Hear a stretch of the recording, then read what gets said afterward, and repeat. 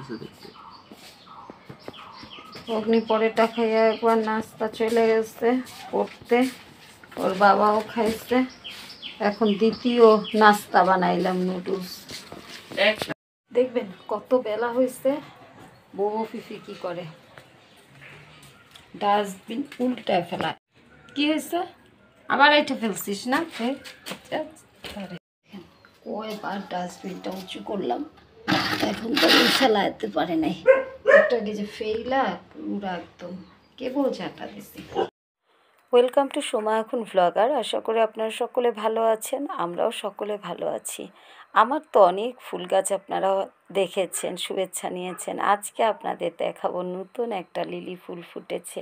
মনে আছে কিছুদিন আগে আপনাদের দেখিয়েছিলাম, ওই জঙ্গলে ছিল, সেখান থেকে সুন্দর করে আমি টবে প্রতিস্থাপন করে আমার দোরগোড়ায় একেবারে সিঁড়ির সঙ্গে এনে রেখেছি, যেন এর সৌন্দর্য সম্পূর্ণভাবে আমি, আমার বর, আমার পরিবারের সবাই উপভোগ করতে পারে।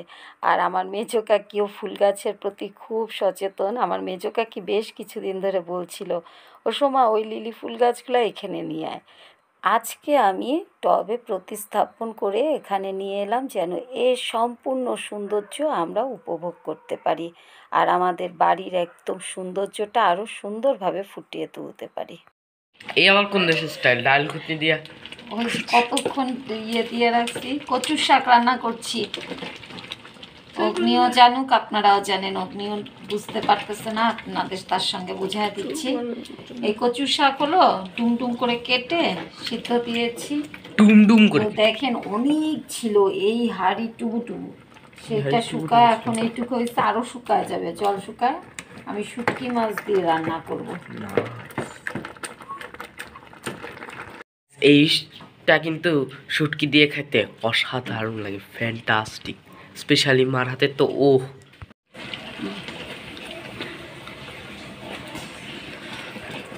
নতুন ডাল ঘুটনি যে কোনো সময় কি হয় জানিস আপনি?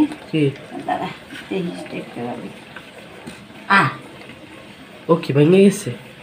ও কি কি ডাল ঘুটনি আনলো বাবা? পুরান ডাল ঘুটনি, নতুন ডাল ঘুটনির জন্য এলো। পুরান ডাল ঘুটনিটা ই কইরা কইরা একদম ঠাইসা ভালো হয়ে গেছে, মানে ইউজ করতে করতে ঠাসে না। কোথায় যে গেল ডাল ঘুটনিটা, বাড়ি দিয়ে দিয়ে ঠিক করতে হবে। শুটকি মাছে প্রচুর পরিমাণে ওষুধ দেওয়া থাকে, তার জন্য আমি গরম জল দেওয়া, গরম জল দিয়ে ভিজিয়ে ভিজিয়ে ধুয়ে নিচ্ছি। কিছুটা রসুনের মধ্যে দিয়ে দিচ্ছি, করে নিয়েছি। শুটকি মাছটা ধুয়ে নিয়েছি, রসুন নিয়েছি, কাঁচামরিচ নিয়েছি, সামান্য পেঁয়াজ। এই যে এটা বাবা শিখাইছিল, আমার বাবার হোটেল ছিল তো, যে তেলের উপরে লবণ ছিটা দিতে হয়।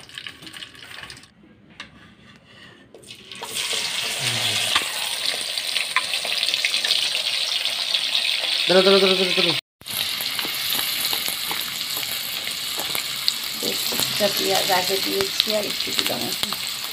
আজকের মেনু হচ্ছে কচু শাক শুটকি মাছ দিয়ে, আর এই যে তেলাপিয়া মাছ দিয়ে টমেটো দিয়ে রসা রান্না করেছি মশলা টশলা দিয়ে। সাথে আমি যে কারণে ভিডিওটা ধরলাম, যে আমি এই যে গত বছরের সস, টমেটো সস এইটুকু আছে, এই সসটুকু আমি আজকে দিয়ে দিলাম। এইখানে একটু টমেটো দেয়া হয়েছে,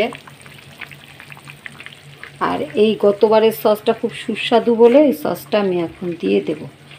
আর একটা জিনিস আপনাদের দেখাচ্ছি, যে এই গতবারের সসটা এখনও আছে, দেখতে পাচ্ছেন, একটু নষ্ট হয় না। এটা কিন্তু আমি বাইরে রেখে দিয়েছিলাম।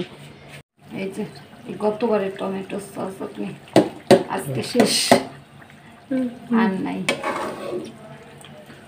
সমস্যা নেই, নতুন আর এই হে গাইস, যত বেশি করে টমেটো করবে তত বেশি খাওয়া যাবে সস।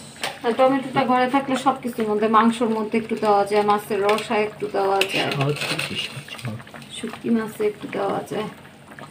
মাছের রসা সামান্য একটু চিনি দিলাম, যেহেতু টমেটো দিয়েছি দারুণ স্বাদ লাগবে।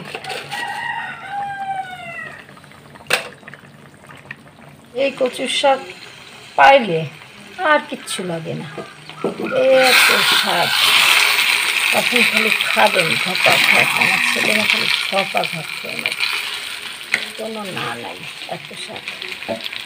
আর মাছের রসাটা আর একদিন শেয়ার করবো, এইভাবে রান্না করবেন, দারুণ স্বাদ। এই যে এখানে আছে আমাদের শাক, এখানে আছে আমাদের তরকারি, আর এখানে মা বাড়বে, আর এখানে হলো গিয়ে ভাত, আর এখানে কিছুটা নুডলস বানিয়েছিল, শেষ হয়ে গেছে খাওয়া। হ্যাঁ শেষ, মার জন্য খেলি বাকি আছে। ভাত বেড়ে নেবে। আজকে খালা আসছিল, তার আগে দিন আসে নাই বলে আমাদের রান্না রান্দি দিয়ে অনেক ঝামেলা হয়েছে, একদম। ওর বাবা তো কোনো কিছু অনেকরে দেখি খুব ইয়ে করে, ওর বাবা আগে সুস্থ থাকতে সাহায্য করতো, কিন্তু এখন তো পারে না। একজন অসুস্থ মানুষ থাকলে সব কাজ একা হাতে করা খুব কষ্ট। বাইরের কাজ যদি না থাকতো তাহলে সমস্যা হতো না, একদিকে বাজার করতে হয়, আর একদিকে রান্না করতে হয়, আর একদিকে খাবার বাইরে দিতে হয়, মানে ঘরের কাজ তো আছেই। মাছ অগ্নি আর আমি বাজার থেকে সেদিন এই মাছগুলো আনছি। এর মধ্যে যদি একটু মটরশুঁটি দেওয়া যেত, মটরশুঁটি তো নাই, আছে তো সারা রাখছি তো মটরশুঁটি, তাহলে রাত্রেবেলা দিয়ে তো কইরা খাওয়াইতে পারি রে। এইবার মটরশুঁটি তো এখনো তোমাদের রাখছি, খাইতে পারবা, কিন্তু ইয়ে না, মানে যে সিদ্ধ করে মানে এখন যেটা মানে খাওয়ার সেটা পারবো না, সিজনে যেটা খাইতে হয়। তোমার বাবা মাপা ভাত দেয় কেমন করে? 2 চামচ ঠিকঠাক। একদিন বকা দিছিল মারে, মানে মনে করে বকা দেয় নাই, বলছে কি যে তুমি বেশি ভাত দিয়ে দাও। ভাত ভরতে ভুল হয়ে গেছে, এটা চলে আসছে শাক, নিচেরটা এটা চলে আসছে ভাত, থাক কিছু, এটা চলে আসছে পুরাই উল্টা পাল্টা হয়ে গেছে। মাথা আসছে উপরে, ভাত গেছে মাঝখানে, শাক গেছে নিচে। এই তো বাবার এখানে আমলকি ছিল, আমলকি গুলা শেষ সব কালকে খায় ফেলছে। একটা লোক হাটে খুব সুন্দর বিক্রি করে, তোর বাবা ওই লোকের খুব ভালোবাসে, ওইখান থেকে আজকে কিনবো। ওই যে মাঝের থেকে মনে আছে, ওখানে একদিন আমি এতে কিনছিলাম, যদি বৃষ্টি না থাকে যাবো, যাইয়া লিখবো, আর আমার জার্সিটার পিছনে নাম লিখবো। ওখানে পাগল হয়ে গেছে জার্সি। তো বৃষ্টির মধ্যে বাবা আসছে, ওই দেখেন অটোতে বাবা, আস্তে আস্তে আসবে বাবা। গাইস এই যে বাবা এইসব বাজার নিয়ে আসছে। আজকে এই পর্যন্তই। আপনারা খুব ভালো থাকেন, সুস্থ থাকেন, আমাদের জন্য দোয়া করেন, প্রার্থনা করেন, আমরাও যেন ভালো থাকতে পারি, আমার বর যেন খুব দ্রুত সুস্থ হয়ে উঠতে পারে। আর আপনাদের জন্য শুভকামনা থাকলো। Tata, bye bye. আসো, ছাতি নিয়ে আসলে আর একটু ভালো হতো, তাড়াতাড়ি আসো, লেট হয়ে গেলে তো ভিজা তুমি চুপচুপা হয়ে যাবে, স্নান করতে হবে, স্নান করতেই হয় না, তাও আসো তাড়াতাড়ি, যতই হালকা বৃষ্টি হোক।